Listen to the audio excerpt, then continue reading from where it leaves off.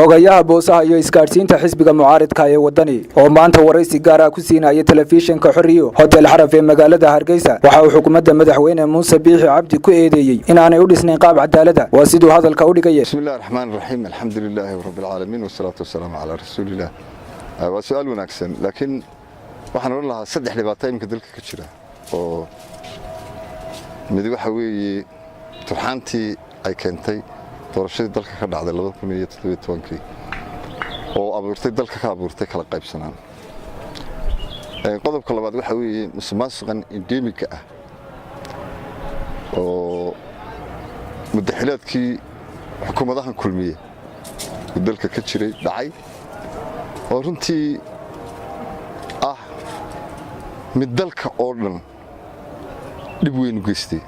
musuqmaasuq anu intaan weligay dawlad arkay ama intaan noolaa musuqmaasuq noocan kaas oo kale oo dal ka dhaca weligay ma arag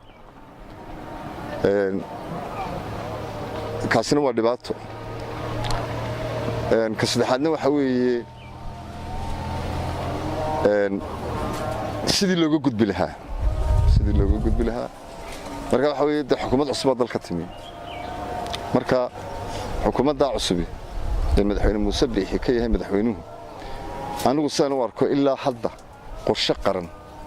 oo wax laga qaban karayo dhibaatooyinka ama ha noqoto musuqmaasuq ama ha noqoto in meesha laga saaro khilaafkii ka dhashay iyo kala qaybsanaanta ka dhalatay doorashadii ama ha noqoto doorashada imika ay sugaysa sidii loogu sameyn lahaa dariiq la maro oo maanta dalkan doorasho xor oo xalaal laga qaban karo si loo bedelo golayaasha deegaanka iyo golayaasha wakiilada marka saddexdaa qodob oo xukuumadda maanta looga baahnaa inay qorshe qaran la timaado weli ma arkayo marka waxa la taagan geesta kale waxa aan wax ka weydiinay gudida ilaalinta iyo dabagalka hantida qaranka musuqmaasuqii dhawaan ay ku soo eedeysay xubno kamid ah xukuumadii madaxweyne Siilaanyo waxaanu ku jawaabay gudigaasi anigu sidaan u socday dambe dheer bay shaqeynayeen لا واجب على الشكر ولا عرفت ترى هذا واجب كود بين مكان سكوتين إنك استوي لصاحب صامين وحبين يتبع حيروي الشكشاقين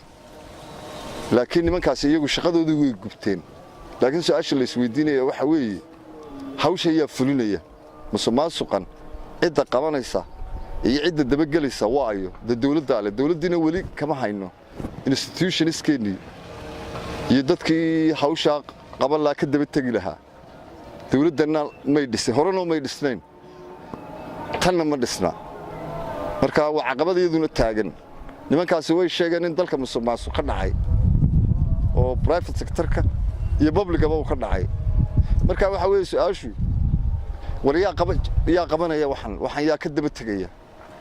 كده بتجي سيد الدولة وحقا قبنا الساعة ده إلا يمكن ما أرجله dawladda hadii laga rabaa marka in iyadu daba gasho laakiin aan waxaan aaminsanahay inaan dawladdan maanta jirta u dhisnayn una qaabaysnayn sidii musuqmaasuqa iyo cidii gashay sida looga daba tagi lahaa iyo ummadan hantideeda sidii loo soo celin lahaa wali dawladdani uma dhisna marka waanu eegaynaa bal dawladdu si ay u dhisto iyo qaabka loo wajahayo dawladdanu ka eegaynaa gabagabadii waxa uu madaxweyne Muuse Biixi Cabdi ugu baaqay inuu ku soo laabto cadaaladda waxaan oran lahaa madaxweynaha dawlad qaran oo dhibtan dalka ka saari karta wali soo madisan madaxweynaha waxaan leenahay